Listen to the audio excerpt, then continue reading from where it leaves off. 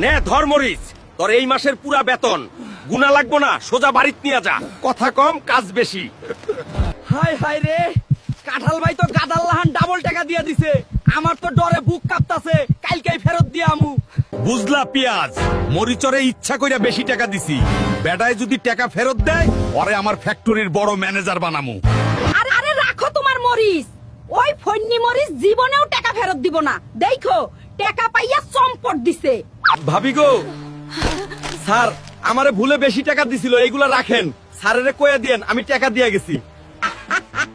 বোকা মরিচ, এই টাকাও আমার আর তোর চাকরিটাও খাইছি। এখন আমি এমন নাটক করুম তুই সোজা রাস্তায়। ওই চোর মরিচ এখনো আইলো না কেন?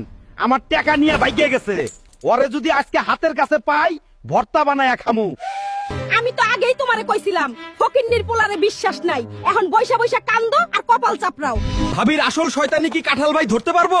পার্ট 2 দেখতে এখনই পেজে একটা ফলো মাইরা দেন, নাইলে কিন্তু আমি রাস্তায়।